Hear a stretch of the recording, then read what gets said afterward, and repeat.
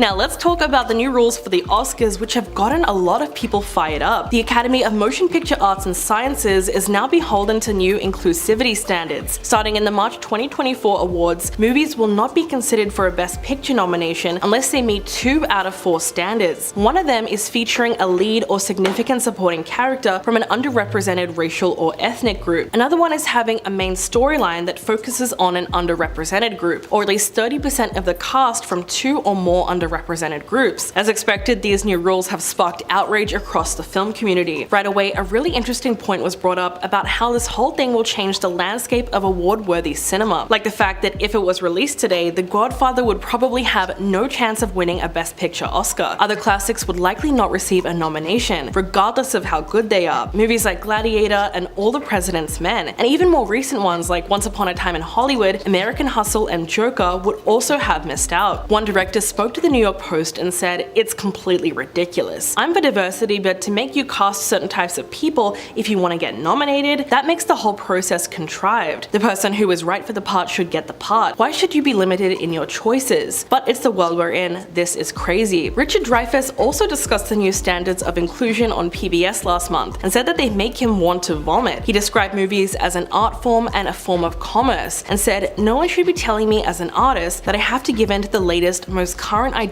of what morality is." An industry insider then offered some explanation into the changes and claimed that the Academy's goal is not to disqualify any films, but rather to celebrate and encourage progress towards greater representation and inclusion in the industry. One of Hollywood's biggest producers also spoke to the Post and claimed that very few people in the industry actually support these new rules. He said, "Everyone thinks the Academy went too far. It's ridiculous to tell us that we have to regulate our work. We talk about it amongst ourselves, but it's not worth speaking up publicly." Although many industry insiders clearly don't feel comfortable enough criticizing it, conservatives on social media have jumped at the chance. Charlie Kirk tweeted, "Under new rules for the Academy Awards, no film can win Best Picture unless it hits arbitrary diversity quotas. Under this rule, The Godfather, Lord of the Rings, or Saving Private Ryan would all be ineligible. This is what they mean by diversity, but it's the opposite of diversity. They want a uniform, politically correct monoculture devoid of any creativity or free expression." But even without all these inclusivity standards, the last several years of Oscar winners have actually already met this criteria. This year, Everything Everywhere All at Once took home the award, and the film features a mostly Asian cast. Last year it was Coda, which centered around a deaf family in Massachusetts. Then we have No Man Land from 2021, which revolved around Frances McDormand's widow character who travels to the US in a van. And the year before that was Parasite, which focused on 2 South Korean families and told a story about class, morality, and capitalism. So the Oscars have definitely made a lot of progress in recent years when it comes to representation. There's no denying that historically women and people of color have been consistently overlooked for these awards, which is why there were movements started like the Oscars So White campaign a few years ago. Obviously there is still a long way to go in terms of lack of diversity, but are these new standards really going to change that? And now for those of you that watch the Oscars, there's a bit of controversy surrounding Angela Bassett, who went viral for refusing to hide her disappointed reaction when she lost to Jamie Lee Curtis. The two women were both nominated for Best Supporting Actress that night. Jamie Lee won the award for her performance in Everything Everywhere All at Once. She looked totally shocked when her name was announced, and she gave a heartwarming speech on stage. But as the crowd erupted into applause, the cameras picked up Angela's reaction, and it was more than obvious that she was devastated about missing out. She remained sitting down and didn't immediately clap or even smile. That moment has since garnered widespread attention online and reopened up the conversation about the lack of diversity at the Academy Awards. First of all, there's a reason fans were rooting for Angela to win. She was nominated for her role as Queen Ramonda in Black Panther: Wakanda Forever. She played the grieving mother of the Marvel hero T'Challa, which was even more difficult for her given that she was grieving the real-life death of her co-star Chadwick Boseman. There's a lot of layers to that, but she was somehow able to perfectly channel all that raw emotion into her performance. Apart from that, Angela made history when she became the first actor from the MCU to win a Golden Globe for her performance in the film. That's just how good it was. If you didn't know, award ceremonies don't usually let Marvel movies slip in with other films, because they're just not regarded in the same way. The Oscars are no different. So it's not surprising that no actor has ever been nominated for their role in a Marvel film before. That's why it was such an achievement for Angela Bassett to be up for Best Supporting Actress. For this reason, many people argued that her visible disappointment at losing was totally justified. Now, the internet seems to be a little divided over her reaction. Some people said that she came off as straight up rude and should have shown some more grace race even in the face of losing. In response to the backlash, they argued that a superhero movie was never actually going to win an Oscar anyway, but most of the internet was clearly rooting for her, and so they rallied behind her in support. One user wrote, "The Academy is so nasty. Like, first y'all robbed Chadwick Boseman after his death, and then you robbed Angela Bassett of her Oscar that she was nominated for in a movie that honors Chadwick. Every member of the Academy got a permanent spot in hell." Another person wrote, "Angela Bassett played a grieving mother. Stephanie Sue played a queer multi-dimensional daughter, and I still don't know what the F Jamie did in Everything Everywhere." Another user tweeted, "Miss Bassett's performance physically shook me in the theater. She may not have won the trophy, but she has the crown." While people are still arguing about the moment, it's worth noting that another one of the nominees, Kerry Condon, actually had a similar reaction, but she didn't receive the same heap of backlash, which definitely says a lot. As for the lack of diversity at the Oscars, it's something that even Jimmy Kimmel pointed out during his opening monologue. He said, "How does the Academy not nominate the guy who directed Avatar? What do they think he is, a woman?" That was pretty funny, but it just goes to show you that literally everyone is talking about this issue now. There's no denying that historically, women and people of color have been consistently overlooked for major awards. Although the Oscars has definitely made progress with things like representation in recent years, there's still a long way to go when it comes to change in the industry, and that's part of the reason fans were so outraged by this Angela Bassett story. Number 10, Justin Roiland. The creator and voice actor of Rick and Morty was recently fired from his own show after a series of disturbing allegations surfaced about him. Justin was also charged with felony domestic violence against a former girlfriend. He is currently awaiting trial for an incident that occurred in January of 2020, which resulted in him being charged with one felony count of domestic battery with corporal injury, and one felony count of false imprisonment by menace, violence, fraud, and deceit. If he is found guilty, he could face up to 7 years in prison. Adult Swim then decided to cut ties with him, and they released a statement confirming that the beloved animated series will continue on without him. This news came as a massive shock to Rick and Morty fans, because Justin is the voice of the two lead characters in the show, as well as various other ones. His attorney released a statement saying, "To be clear, not only is Justin innocent, but we also have every expectation that this matter is on course to be dismissed once the district attorney's office has completed its methodical review of the evidence." But with everything else that's come out about him recently, it looks like his career might have gone out the window permanently. Number 9, Mark Wahlberg. At this year's SAG Awards, the actor presented an award to the cast of Everything Everywhere All at Once, but the decision was highly contested. Viewers were confused why Mark was selected to present the award to a predominantly Asian cast, because he has a disturbing history of racially motivated attacks, most of which seem to have been swept under the rug in recent years. In 1988, he approached a Vietnamese man on the street and used a 5-foot-long stick to knock him down, leaving him unconscious. The same night, Mark approached another Vietnamese man and punched him in the face. After he was placed under arrest, he apparently used racial slurs to describe the two men. He was then charged with attempted murder, but ultimately pleaded guilty to a lesser charge. Eventually, he was sentenced to 2 years in prison, but only wound up serving 45 days in jail. Fast forward to 2014, and he applied to have the incident wiped from his criminal record, saying he has now turned his life around. But just because Mark believes he's changed doesn't mean his hate crime should be erased or forgotten about, so it's no wonder people were uncomfortable with the decision to have him present that award. Number 9, Jussie Smollett. The Empire star became the center of controversy when it was revealed that he lied about being the target of a hate crime. In 2019, he claimed that he was brutally attacked by two men wearing ski masks in Chicago at around 2 a.m. Jussie then went on Good Morning America to tell his story and said that he was forever changed by the event. But there was already skepticism swirling on social media. He explained that he did not hand over his cell phone to police because he has private pictures and videos and numbers on there, and said that the attack felt like minutes but was probably 30 seconds. But little more than 2 weeks after the incident, Jussie was arrested and charged with filing a false police report. It was eventually revealed that he paid two brothers $3,500 to stage the attack, all in an effort to raise his show business profile. The actor was found guilty of 5 of the 6 felony disorder conduct counts that he faced, one for each time he was accused of lying to police. As a result, he was sentenced to 30 months probation and 150 days in jail. Although this event has greatly impacted his credibility and reputation in Hollywood, he has recently stepped into directing and seems to be trying to get back into the industry. Number 7, Amber Heard. After losing the highly publicized defamation trial brought against her by Johnny Depp, it would be very unlikely that the actress would ever return to the big screen, let alone the Oscars. Followers of the case were glued to their screens for the 6 weeks that the trial was live streamed, and many felt that the testimonies brought against her were damning. In the end, Johnny was awarded $10.35 million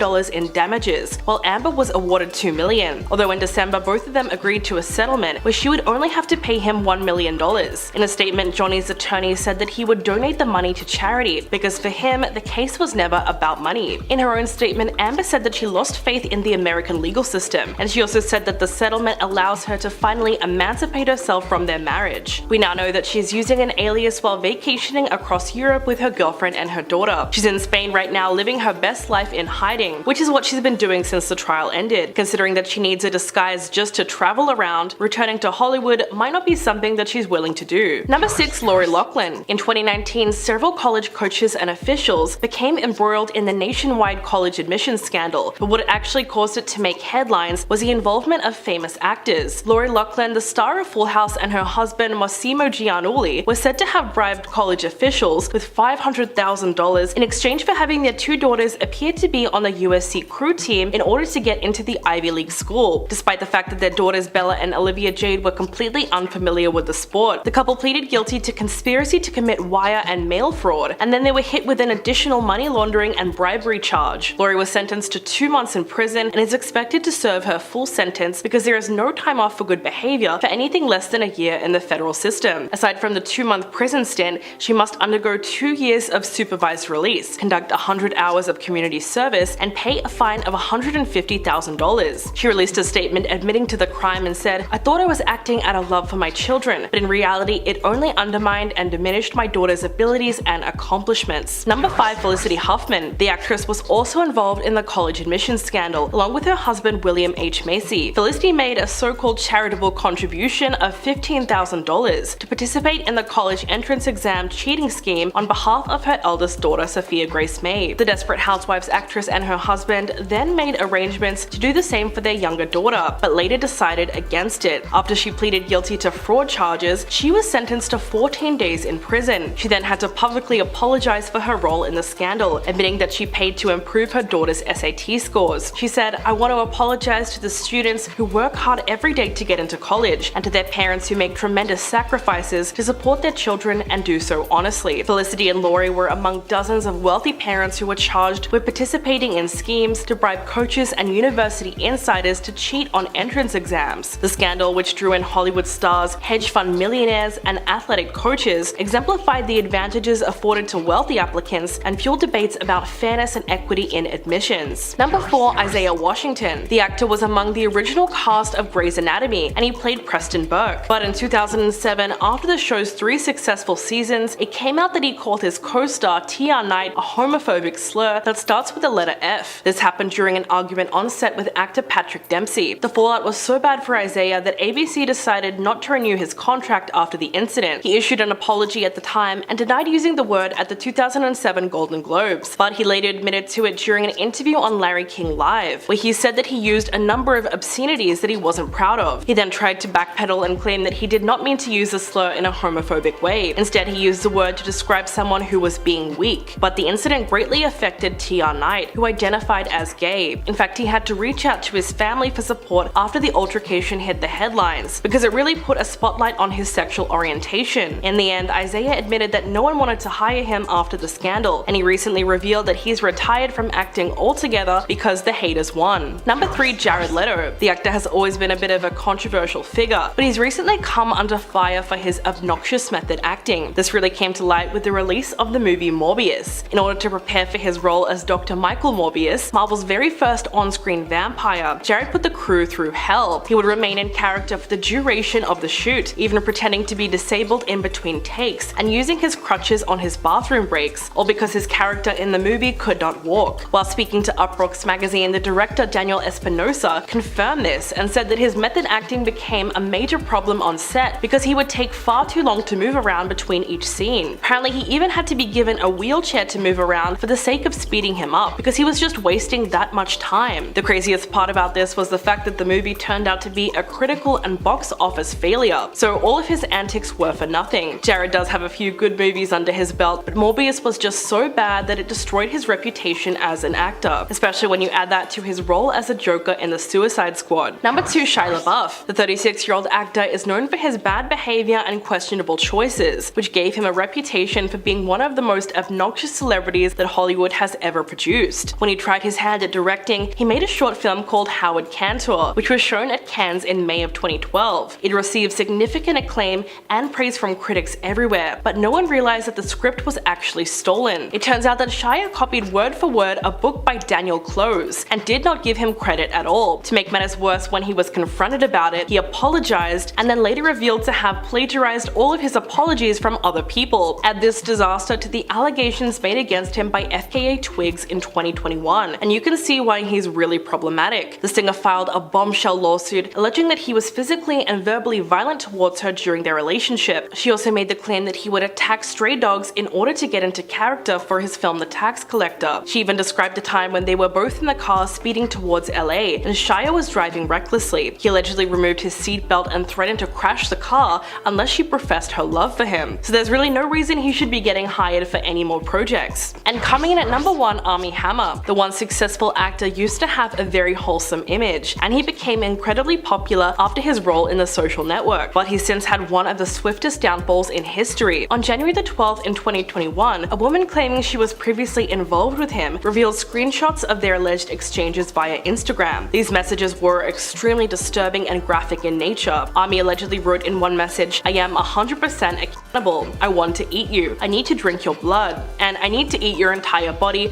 I want to bite pieces off you." Armie also allegedly boasted about how he attacked a deer, cut its heart out and ate it. When these messages were leaked, the actor's life turned upside down. More allegations came out against him, and he was eventually named a suspect in an LAPD case. Not long after, his wife Elizabeth Chambers left him, and even she called him a monster. He was then dropped out of 2 high-profile projects and is now residing in a resort on the Cayman Islands. Although he has not officially been banned from attending award ceremonies, it's highly unlikely that he would be welcomed into the Oscars with open arms. What's up, guys? My name's Dave, and this is Michael. What's up, guys? Welcome to I.O., where we overload you with information. And information overload! Whoa! So, did you watch the Oscars last night? I was watching them, and I quite enjoyed myself. Did you? Mm-hmm. What was probably the best thing about the Oscars? It had to go with Seth MacFarlane. I'm a huge fan of the boob song. I'm a boob man. How about you? It was funny. I thought it was ingenious, and I think it shattered some people's dimensions of their, their future acting career. But yeah, there was a few people in the audience kind of going, yeah. But it's true. Charlize Theron. And Naomi Watts. These girls were going, why is he bringing this up? Oh yeah, I know. It was but they shouldn't have flashed the cash if they don't want it made public, right? Exactly. If they want to be like dedicated actors to their craft, they shouldn't go, well, flash time, that's the way I think about it. Oh, there was one person, it was Jennifer Lawrence. She actually, she was doing some fist bumps because no one's actually seen the And we all, I think, kind of wanted to see that. We're all hoping for. Well, when she went to accept her award and tripped and fell, I was thinking, this is it. This is the time. Yes! Yes! I didn't see it. Nothing. Absolutely nothing. Well, you know what? Besides that, let's talk about best actor. What do you think? Oh my goodness. Well, of course, it went to a man who's already got 2 Oscars at home. Daniel Day-Lewis. Daniel Day-Lewis, the big guy, right? The Daniel Day-Lulu. You know what I'm saying? I think, you know what? He definitely deserved that this year because, I mean, you rock a beard, I rock a beard, and you're playing Lincoln of all guys, the guy in the tall hat. And to me, to be perfectly honest, if you're 40 days on set, 50, 60 days on, these things itch after a while. So I'm giving him definitely Best Actor because of that reason. If they're giving out awards for dodging razors, he definitely deserves one. Oh yeah. But you were gonna say something. I don't know. I think Denzel Washington, a bit of that. He was getting the shakes just looking at. For me, that's not acting, that's real life, but he demonstrated a really good job. Absolutely. So I would have went with Denzel, but Daniel Day, take another Oscar. Best Picture. Best Picture was Argo! Argo! Do you agree or I never saw Life of Pi. Argo was good. If I could put it into an emotion, it would be like this. Argo! It was just totally amazing. And there's also some throwbacks there to our Canadians. The film, they borrowed a Canadian identity. There was a few shots of passports. Yeah. And the film industry here, we'll take anything we can get. I mean, let's say Argo was a good film, but to be perfectly honest, I still think Skyfall definitely. I'm one of those Skyfall guys. I'm sorry, but James Bond, I like to see big explosions, I like to see big cars, awesome cars, and ladies. You know what you got was Big Adele, and she won the award for best. She won the best for best soundtrack and song in a film. I mean, we totally saw that coming because there was like so much media towards it. One more thing, did anyone notice Kristen Stewart? She was sitting at the Oscars alone. I think right next to her was like John Travolta. What? looks a little awkward. She looked a little uncomfortable, but isn't that Kristen Stewart? John Travolta, man, some serious Botox, you know what I'm saying? Like, that was definitely like, you know, it's like, I didn't think guys Botox, but clearly he does. Well, he's living the movies, Face Off. To an extreme. But that's the Oscars, and it was a good time by all. Jennifer Lawrence seems to be clumsier than me these days. Hi everyone, I'm Sandra Matos, and we're covering the 86th Annual Academy Awards here on IO. Jennifer Lawrence looks stunning in her long red dress, but I'm sure she got a little red in the cheeks too when she found herself fumbling on someone else's dress. Now, she also tripped last year when she made her way onto the stage, so Ellen had a little bit of fun with her this year, saying that how maybe if she wins an Oscar, that they should come and bring down the Oscar to her. Ellen's joking seemed to catch Jennifer off guard a little bit. I think she was hoping that no one saw her trip. This year, the stumble didn't happen in the Oscars, but it did as she arrived to the Oscars. It happened just as she stepped out of the car. Oops, Jennifer, watch your step. So one of the biggest moments of the night that has people up in arms is when Luke Perry and Cameron Boyce were left out of the 2020 Oscars in Memoriam segment. This was even more shocking because Luke Perry, best known at the time of his death for his character on Riverdale, was actually featured in one of the nominees for Best Picture, Once Upon a Time in Hollywood. He played Wayne Maunder in the film, and although it was a smaller role, Perry did still share a scene with the movie's lead, Leonardo DiCaprio, and was even listed on the SAG nomination for Best Ensemble. So here I really can't understand why he was left out. One of the executive producers of the show, Bruce Davis, did an interview with the Washington Post back in 2001 that can help shed a little light on the decision. He said, quote, "If a person's career has been primarily in television or live theater, we say we're gonna let that person go and assume that the Tony people or the Emmy people will pick that up." So essentially he's saying that the Oscars is reserved for cast and crew more intertwined in the film industry, and both of these men are better well known for their television than film careers. Especially for Boyce, since the former Disney Channel star had a very successful career in television spanning more than 10 years, but only appeared in about 5 films, with 6 on its way currently in post-production called Runt. But this doesn't explain Perry's omission, as of course he was very well known for his roles on 90210 and Riverdale. He also starred in a whopping 36 movies, including Once Upon a Time in Hollywood that I mentioned earlier. The situation was made even worse when fans noticed that Boyce and Perry were also left out of the Oscars online list, which is longer than the list that's put on air for time constraints. At the current time, nobody from the Oscars has come out and made a statement about it, but considering all the backlash the decision has garnered on social media, I would assume the Academy would do something within the next few days to address the situation. But to lighten things up a little bit, I wanted to fill you in on some of the other standout moments at last night's Oscars. One thing that's been blowing up online is Billie Eilish's reaction to Kristen Wiig and Maya Rudolph's breaking out into song during their comedy bit. To be honest, I thought the lady sounded pretty damn good, but I was shocked when Billie looked very unimpressed. However, tons of fans online are defending her by saying that she was most likely just responding to the fact that she was being shown on camera during the performance, in more of a question type way, like, why are they showing me right now, kind of thing. And of course, Twitter memed the heck out of this like they always do. This one's my favorite though. Me remembering tomorrow is Monday. That was me 100% yesterday. Another thing that was just a cute, heartwarming moment was when Timothée Chalamet photobombed Margot Robbie and they got this adorable shot together. Oh my god, I love them so much. And if you were excited to see Eminem finally perform Lose Yourself after the song won in 2003 for Best Original Song for the movie 8 Mile, Martin Scorsese did not feel the same way as they showed him literally sleeping during the performance.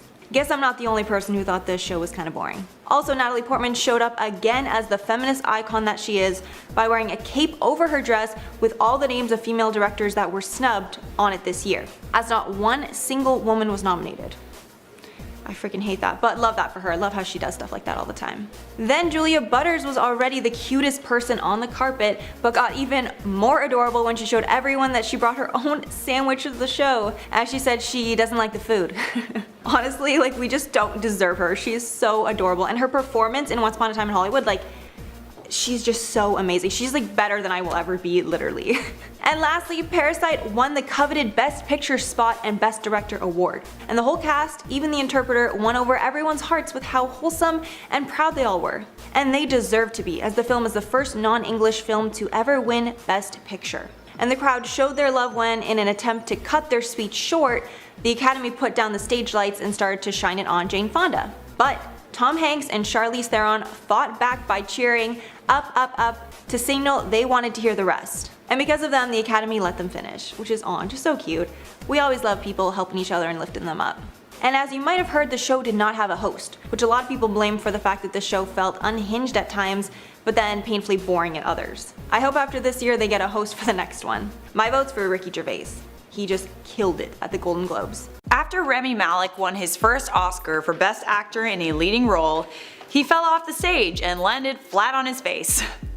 If that's not the most relatable thing I've ever heard, I don't know what is. Welcome back to InformOverload, the channel that tells you about the most interesting viral news stories we find on the internet. I'm Shia LaBeouf. Hit that subscribe for daily news updates that will make you stop what you're doing and follow us on Instagram. So before I get into this video, tell me down there in the comments, did you watch the Oscars? What was your favorite moment? I was blown away by Lady Gaga's and Bradley Cooper's performance. Does anyone else ship that? Because I know that they're both in relationships, but I low-key want them to end up together. Tell me your favorite Oscar moment down there in those comments. 37-year-old Rami Malek won Best Actor for his role as Freddie Mercury in Bohemian Rhapsody. Definitely deserved. He literally was Freddie Mercury. Malek was overcome with emotion and delivered an amazing, inspiring acceptance speech. But most people didn't know that after his win, Rami Malek fell off the stage, landed on his face, and had to be treated by paramedics. Oscar producers quickly cut to commercial as Rami Malek was making his way back to his seat, but people in the audience were taken aback by a loud thud. Thankfully, the fall wasn't televised, but there were plenty of photographers who caught the moment. No one really knows what caused the fall or if Rami Malek was hurt badly. He was helped back onto his feet by several people around him, and he was attended to immediately by paramedics and security while in his seat. They then took him backstage.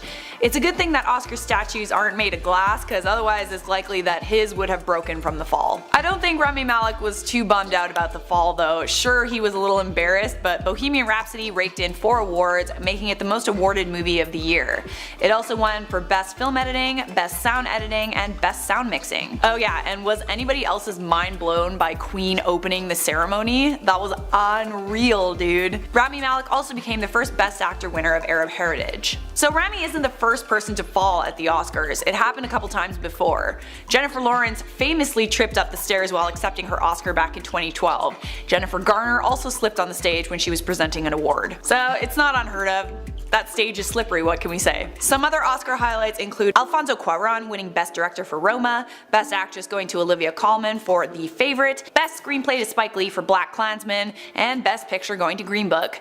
I also low-key heard that Spike Lee was seriously salty after BlacKkKlansman didn't win Best Picture. I'm talking visibly upset, and he actually tried to leave the ceremony after Green Book won. He was stopped at the doors and forced to return to his seat after the speeches ended. When speaking to Vanity Fair reporters about Green Book winning Best Picture at the Oscars after party, he said, "Are you British? Let me give you a British answer. It wasn't my cup of tea." The Academy Awards saw its biggest screw up in its history as the wrong winner for Best Picture was announced. I'm Rebecca Felgate, thank you for joining me here on InformOverload, where we are bringing you all of the latest Oscars news. In a moment as awkward as Steve Harvey's Miss Universe wrong announcement in 2015, actress Faye Dunaway and actor Warren Beatty were presenting the award for Best Picture when they were, allegedly, passed the wrong envelope. The winner of the hotly anticipated award was read out loud to a captive audience at the 89th Academy Awards held at the Dolby Theatre in Los Angeles, as well as in front of millions of people watching live worldwide. Only the wrong movie was announced.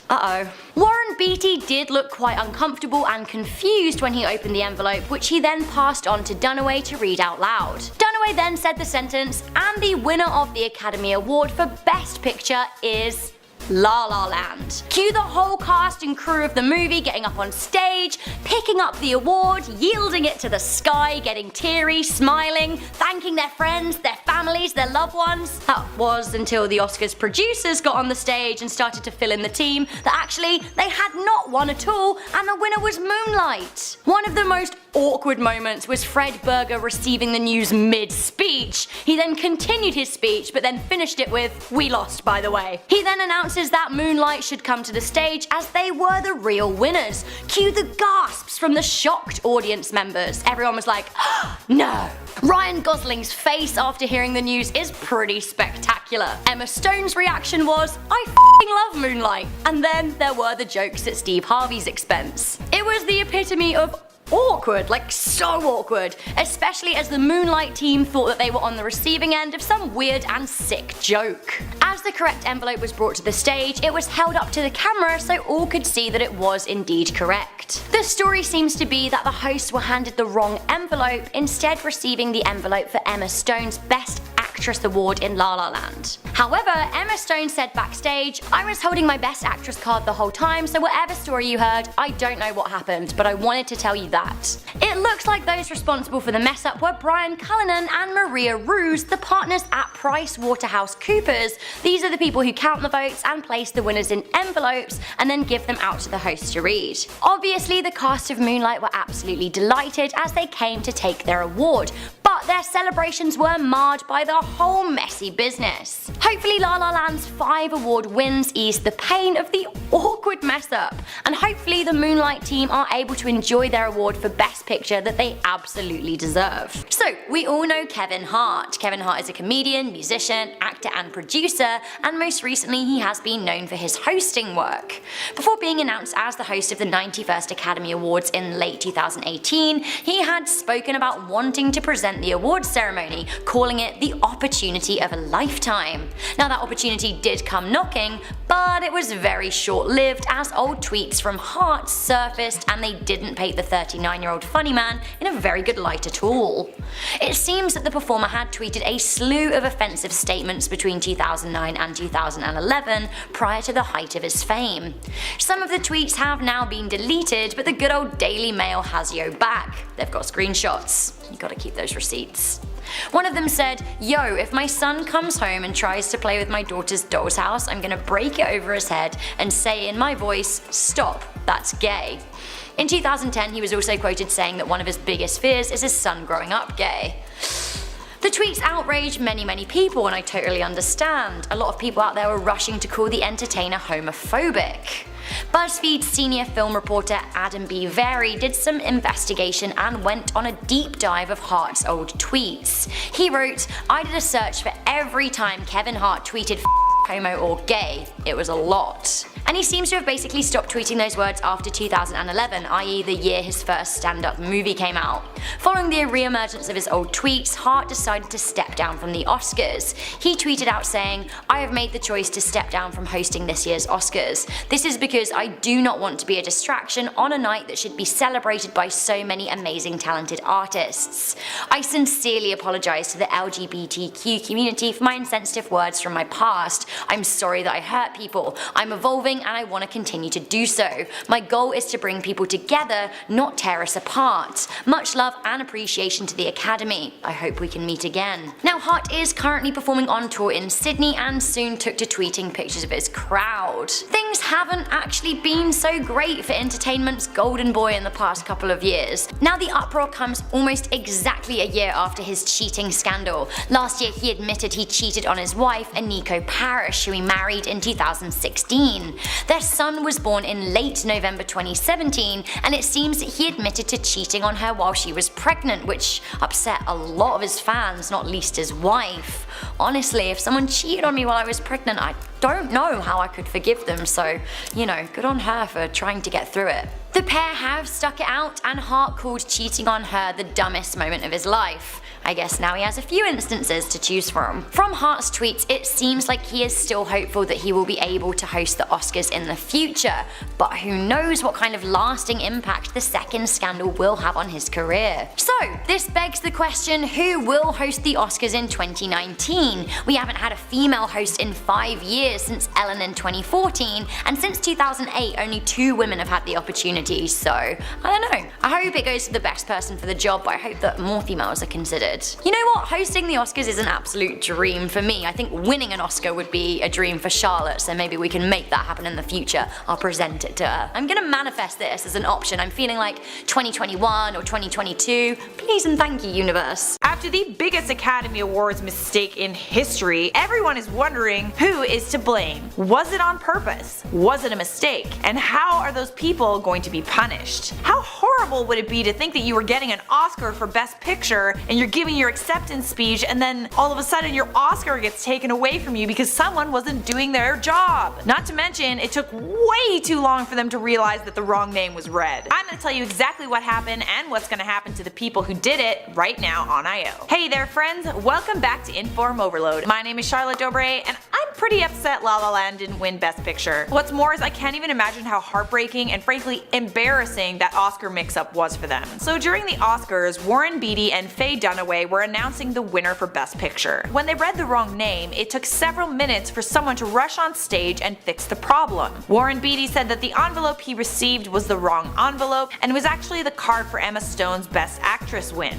Things got a little more sketchy later on at night when Emma Stone told reporters that she had the envelope the whole time. So does that mean that this mix-up was not a mix-up at all? Was it done on purpose? For like publicity or for better ratings? So according to the Academy's president Cheryl Boone Isaacs, the 2 accountants who handled the winner's envelopes during Sunday night's show were Brian Cullinan and Martha Ruiz. She said they have one job to do. One job to do. Obviously there was a distraction. Cheryl said they will never work an Oscars night again. And how did that mix-up happen? In a statement released by PwC, which was the accounting firm that employed these 2 people, they said that Brian Cullinan mistakenly handed the backup envelope for actress in a leading role instead of the envelope for Best Picture to the presenters. Once the error occurred, protocols for correcting it were not followed through on quickly enough by Mr. Cullinan or his partner. No kidding! The award for Best Picture is the most important award of the whole night. What the heck were you doing backstage? And don't you like look in the envelope to make sure you're giving the right one? Seriously guys, this was all kind of face palms, but it will be remembered as one of the most infamous Academy Awards ever for this reason. Trump jabs peppered the 89th Academy Awards as host Jimmy Kimmel tweeted the President of the United States to say that Meryl says hi. I'm Rebecca Felgate, continuing to bring you the Oscars news right here on Inform Overload. To say that Donald Trump has caused a stir in Hollywood recently may be a slight understatement. The controversial 45th President of the United States famously lashed out at decorated actress Meryl Streep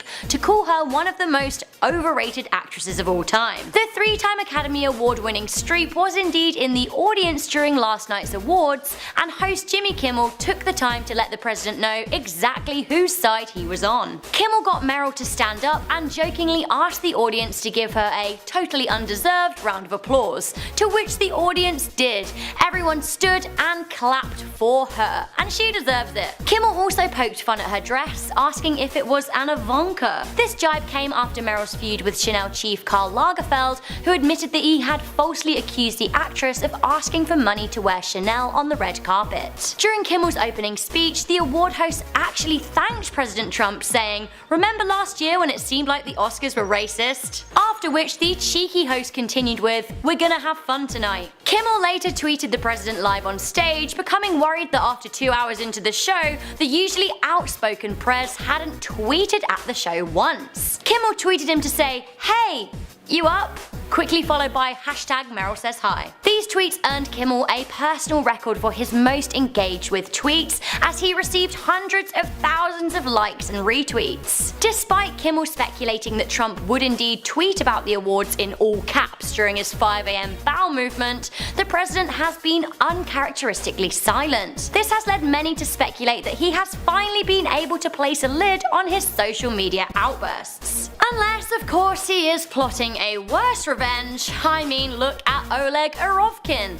Even though Kimmel made plenty of jokes, there was one very serious message in his speech. He said, "There are millions and millions of people watching right now, and if every one of you took a minute to reach out to one person you disagree with and have a positive, considerate conversation, not as liberals or as conservatives, but as Americans, if we did that, it would make America great again. It starts with us." I for one think this applies to everyone, not just America. For the first time in many years, everyone is talking about the Oscars, but it has nothing to do with anyone winning any awards. Everyone instead is talking about Will Smith slapping Chris Rock in the face after the comedian made a joke about Jada Pinkett Smith. The 94th Academy Awards took place on Sunday, and all was going swell until Will Smith took great offense to a joke about his wife. Chris was introducing the award for Best Documentary when he turned his attention to the Smith family, who appeared to be front and center. Rock joked that he was looking forward to seeing Jada in G.I. Jane 2, which was a poorly timed joke at Jada's lack of hair. To explain the joke, G.I. Jane is a 1997 movie starring a bald Demi Moore as a soldier. Little did Chris know, Jada had been diagnosed with alopecia, which is an autoimmune condition characterized by rapid hair loss in the scalp, eyebrows, and eyelashes, for which treatments are very limited. In the clip, you can see that initially Will Smith actually laughs at the joke, but then when he notices that Jada is rolling her eyes and clearly displeased, he gets up to defend his wife. Will then marches straight at Chris Rock and proceeds to slap him in the face. As Rock is stunned by this unscripted moment, he tries to explain that it was just a joke, although Will is fired up at this point and clearly doesn't care as he shouts twice during the live broadcast, "Keep my wife's name out of your effing mouth." A now stunned Chris Rock must finish presenting the award for Best Documentary, but before continuing he says that was the greatest night in the history of television. I'm sure he meant to say that was the greatest moment in the history of television, but if you just got slapped in the face by Will Smith, you'd be a little out of sorts as well. Now, a lot of people were split on the internet about this. Some people were defending Will Smith, saying that he was just defending his wife and thought that Chris's joke was perhaps in poor taste. However, on the flip side of things, the other argument is that this should have been handled all off air. Plus, words should not equal violence. All this will do is make every comedian everywhere start joking about Jada because now they know how much of a sore spot this is for Will Smith. What's bizarre is that during the American broadcast, they actually cut the audio when Will started to yell at Chris. But for people watching in Australia, the sound was still going, and so the uncensored clip started to make the rounds online. In response to what took place, the Academy tweeted, "The Academy does not condone violence of any form. Tonight we are delighted to celebrate our 94th Academy Award winners who deserve this moment of recognition from their peers and movie lovers around the world." And as it turns out, this situation is much deeper than it appears. You see, this isn't the first time that Chris Rock has made fun of the Smith family. Back in 2016, the comedian hosted the Academy Awards where both Will and Jada were in attendance. Rock made fun of Jada publicly, saying that she was going to boycott the show after another year of all-white acting nominees. At the time, he said, "Jada said she's not coming. I was like, isn't she on a TV show? Jada's gonna boycott the Oscars? Jada boycotting the Oscars is like me boycotting Rihanna's panties. I wasn't invited." He also poked fun at Will Smith, who was being considered as a possible Oscar nominee for his role in the film Concussion. Chris went on to say, "Will was not nominated for Concussion. I get it. You get mad? It's not fair that Will was this good and didn't get nominated. You're right. It's also not fair that Will was paid $20 million for Wild Wild West." Now afterwards, Jada was asked about the jokes that Chris told, and she seemed to take them all in stride at the time. She said back in 2016, "It comes with the territory, sweetheart. Hey, look, it comes with the territory, but we gotta keep it moving. We gotta keep it moving. We gotta keep it moving. There's a lot of stuff we gotta handle, a lot of stuff in our world right now. We gotta keep it moving." This time around though, she was not as willing to absorb these jokes, and that was made clear by Will Smith being sent to the stage to slap Chris for what he said. You know the story by now. Chris Rock was hosting the Oscars when he made what people saw as an insensitive joke towards Will Smith's wife, referencing G.I. Jane,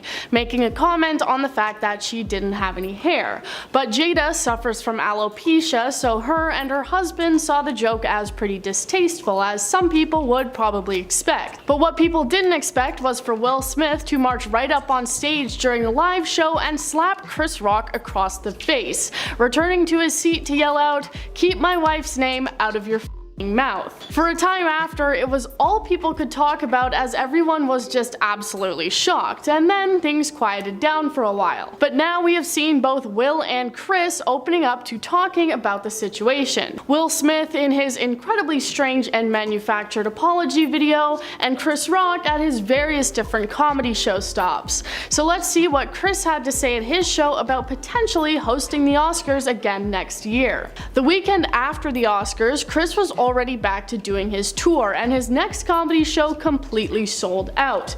Obviously, many of the people were highly anticipating some sort of response to what had taken place, but Chris denied them any satisfaction. On stage, he said, "I don't have a bunch of shit about what happened, so if you came to hear that, I have a whole show I wrote before this weekend, and I'm still kind of processing what happened. So at some point, I'll talk about that shit, and it'll be serious and it'll be funny."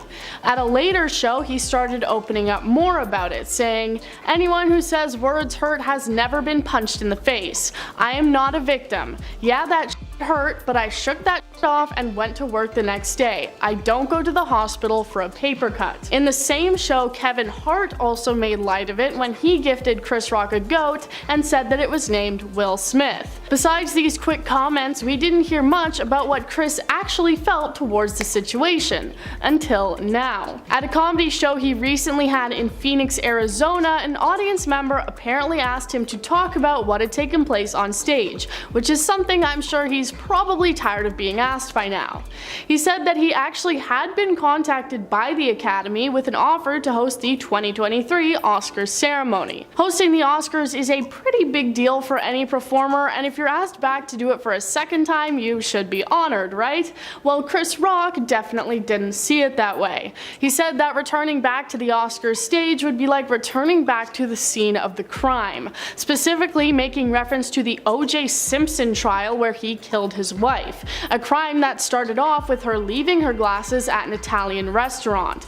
He said that asking him to host the Oscars again would be like asking O.J. Simpson's wife to return to the restaurant, a pretty shocking comparison that left people pretty baffled. A slap and someone dying are on pretty different levels, but alright man. It seems pretty clear from the comments he has made that Chris Rock views this slap as a pretty big deal, despite having laughed it off in shock in the moment. We also know from Will Smith's own comments that Chris Rock and his team have refused any sort of discussion between the two or any apology from Will. Will said in his laughable YouTube apology video that Chris's team said to stop reaching out to him and that they would reach out to Will when Chris decided he's ready.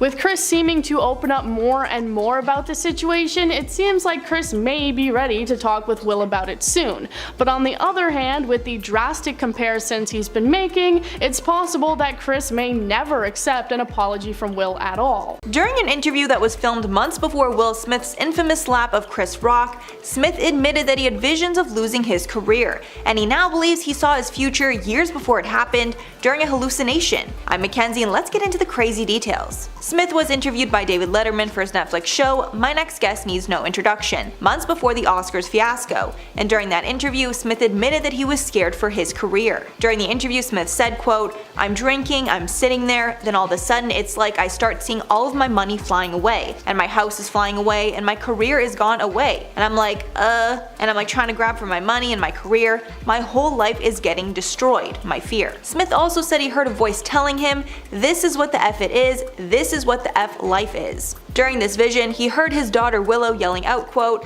"Daddy, help me. Daddy, how come you won't help me?" This hallucination happened during an ayahuasca trip. Smith admitted he took 14 journeys on ayahuasca in Peru over a 2-year period. Smith called it, quote, "the individual most hellish psychological experience of his life." Apparently years before the slap, Smith started to notice a subtle sickness involving an addiction to material success. This realization happened around when the hit movie I Am Legend was released in 2007. Apparently during one trip, he had a vision that everything he earned over the course of his career would be taken away. However, near the end of that trip, he realized all he cared about was his family, concluding, quote, "Then slowly I stopped caring about my money, I just wanted to get to Willow. I stopped caring about my house, I stopped caring about my career. I got to the point where I settled down, and the voice is still 100%, I still hear Willow screaming, my money is still flying away, but I'm taking deep breaths in, and I'm totally calm, even though there's hell going on in my mind." When speaking more about what it's like to take ayahuasca, he told Letterman, quote, "You're not hallucinating. It's like both realities are 100% present. So you know you're in this room, you're sitting in the room, you don't lose sight. light. It's not like superimposed on this reality, it's totally separate. The experience also made Smith realize that he can handle anything bad that happens in his life. Mostly because of all the psychological training he had during all his trips, he taught his mind to handle bad news and bad situations. However, that's pretty ironic considering the downfall of his career happened because he had a hot-headed response to Chris Rock making a joke about his wife, Jada Pinkett Smith. Why is Will Smith now blaming Chris Rock for the Oscars slap? He's clearly trying to make his re-entry into Hollywood, as the press tour for his new film Emancipation is kicking into gear. Over the past few weeks, the actor has been making more and more public appearances, and of course, giving more explanations for that infamous Oscars incident. But it's his latest appearance with Trevor Noah on The Daily Show that has got fans really talking. When the conversation turns to the slap, Will says that it was an explosion of anger that was years in the making, and he also seemed to partially put the blame back onto Chris Rock. Will said with a laugh that he has no independent recollection of the fight, but that he understands how shocking that was for people. He agreed that he was in a daze when it happened, and he said, "I was gone, dude. That was a rage that had been bottled up for a really long time. I understand the pain." When Noah speculates as to what caused his outburst, he says flat out that it stemmed from rage going back to his childhood. Quote,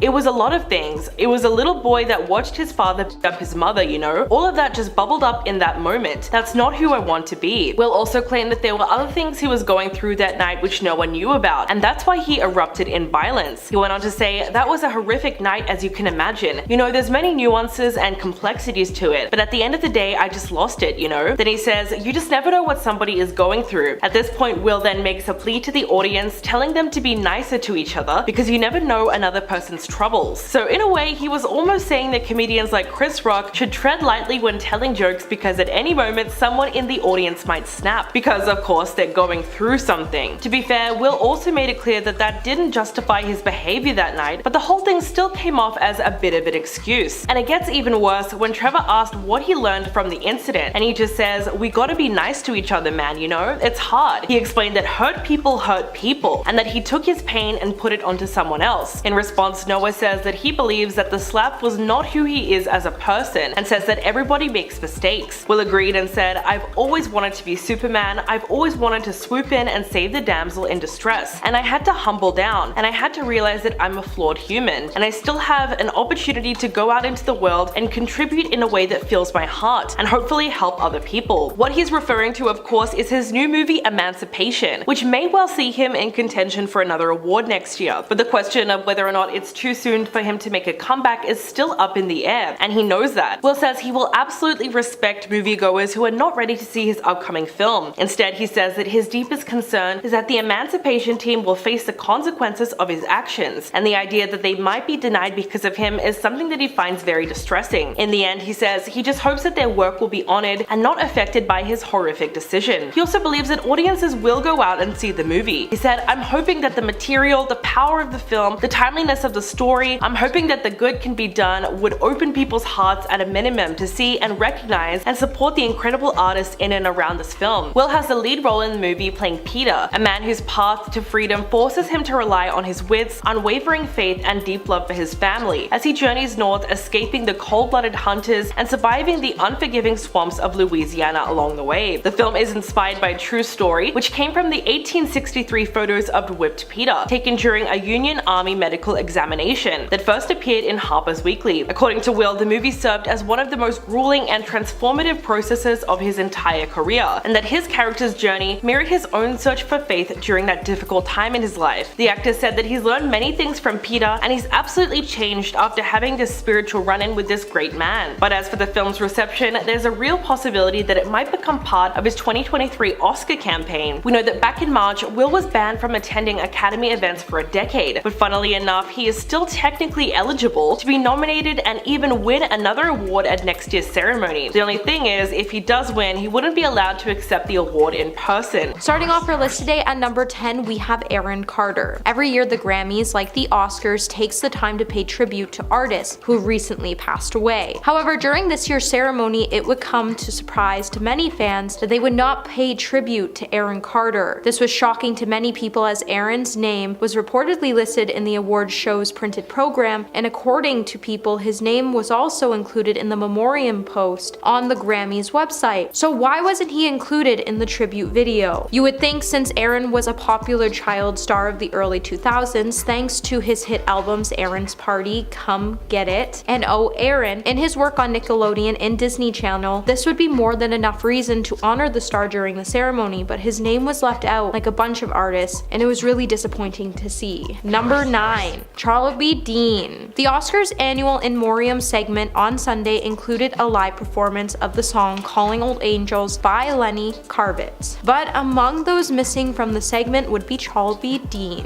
who was the leading actress in the Best Picture Oscar nominee Triangle of Sadness. Despite having such a major role in Triangle of Sadness film, she wouldn't make the cut for the show's video segment, and instead the Academy would publish a full list of industry professionals who passed away last year online, where they would make a brief mention of Dean. Fans have since flooded to various social media outlets to express their outrage over the issue, with one saying, "Can someone explain to me how Charlie Dean was not included in the In Memoriam tribute, even though she was part of the cast of Triangle of Sadness, one of this year's Best Picture nominees?" Another would say, "Forgetting Charlie Dean in the In Memoriam when she's literally the star of a Best Picture nominee is wild. Hashtag Oscars." The actress previously passed away last summer, and the fact that the Academy left out her name in the tribute and no one paid tribute to her in the show altogether was just an utter tragedy. Are you liking this video so far? If so, don't forget to give this video a thumbs up and subscribe to the channel. Number 8. Paul Sorvino. There's been quite a bit of uproar online when it comes to the Oscars In Memoriam segment this year, and while this year's tribute featured many stars we lost, and it was definitely a moving and emotional piece featuring a tearful introduction from John Travolta and a powerful performance by Lenny Kravitz, there was many great celebrities snubbed from the segment, such as Paul Sorvino. And now Paul's wife Dee Dee has released a statement to ET where she has expressed her disappointment that her late husband was left out of the on-air Oscars tribute by saying, "Paul Sorvino was one of the greatest actors in cinematic history in Hollywood. It is unconscionable that he would be left out of the Memoriam segment of the Oscars, a 3-hour show. They can't give a couple more minutes to get it right." Paul Sorvino gave decades to the industry and was loved by all. Paul was not only a deserving soul left out, and a QR code is not acceptable. The Academy needs to issue an apology, admit the mistake, and do better. Paul Sorvino deserves better. The audience deserves better. Is the Academy so jaded they forgot people who are loved, who have given their hearts to this industry? Shame on the Academy if this is not corrected. Mistakes are made. This was a big one. Please do something to make it right. Number 7. Bob Saget. Like many great actors, Bob Saget and his legacy would be left out of the Oscars In Memoriam segment for the 94th Academy Awards aired this past Sunday on ABC. This past year, we have seen a loss of many beloved figures in the entertainment industry, which included Bob Saget, who passed away earlier this year on January 9th while on tour. The comedian is best known for his role in the hit show comedy Full House, later even reprised his role in the Netflix sequel Fuller House. Beyond that, Bob also famously narrated the sitcom How I Met Your Mother as the voice of the older Ted Mosby. He also served as a charismatic host of America's Funniest Home Videos from 1989 to 1997. While there was just a few names left out of the segment, the most notable omission was Bob. While the Academy hasn't released a statement on the matter of their decision to omit Saget, it is still pretty puzzling. Number 9. Anne Heck. A day after the Oscars, and they are already being called out for failing to mention such prominent actors for its In Memoriam segment during Sunday's night award ceremony. Viewers quickly took to Twitter to especially express their outrage at the fact Anne Heck was one of the actors who were forgotten about during the show, with one fan saying, "No, Anne Heck In Memoriam? Wasn't she an actress her entire life?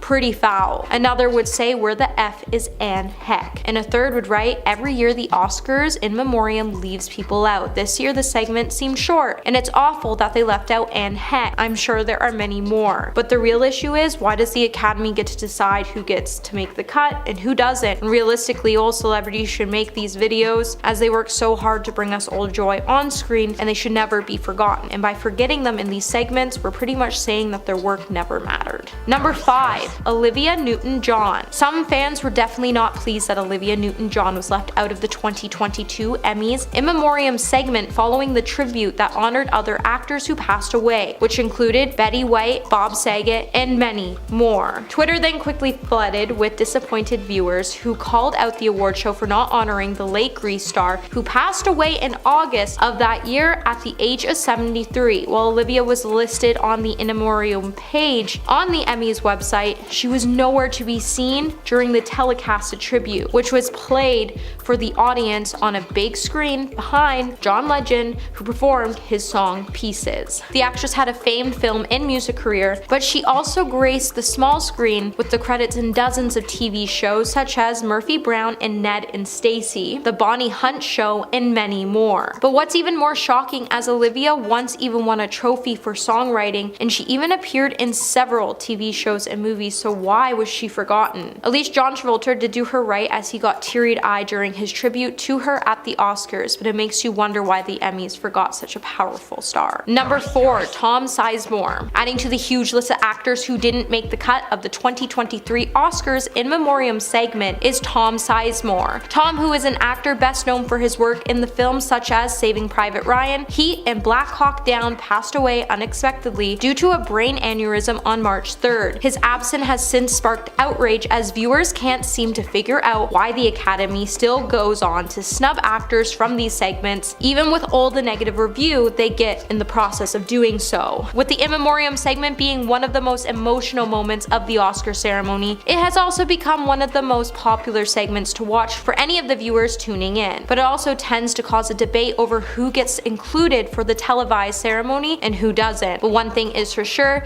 no one should ever be forgotten, or the segment should just not exist altogether. Number 3, Robert Blake. In a not so surprising situation, it seems like Robert Blake, the actor who is infamously charged with his second wife's passing, was left out of the Oscars Memoriam tribute. There were a lot of names shown during Sunday's TV broadcast as part of the award show annual segment introduced by John Travolta with a song from Lenny Kravitz. Noticeably left out was Robert's name and contribution to the industry. Robert's career in Hollywood spanned on for more than 5 decades, and his acting in films such as In Cold Blood and Lost Highway. To make matters even worse, earlier in the night, Jimmy Kimmel even made a joke about how the audience could vote whether or not the tribute would include Robert's name, which just isn't right. Now, it's worth noting that Robert did just pass away on Thursday from heart disease, so the producers probably had no time to work him into the show, but they should have never let Jimmy in the process make fun of him in his absence. Number 2, Ed Asner. This year's In Memoriam segment of last night's now disgraced Oscars felt otherworldly for quite a few reasons. For one, taking place right after the biggest moment of the night were a slew of jokes that were made about the infamous smacking incident, making the show really less focused on the stage and more on the aftermath. And if you tuned in for the In Memoriam presentation, the lack of tribute that the Academy decided to leave out proves that the organizers got sloppy and they just didn't care about their jobs this year. Amongst the list would be Ed Asner, who is an American actor who is best known for his roles in the film Up,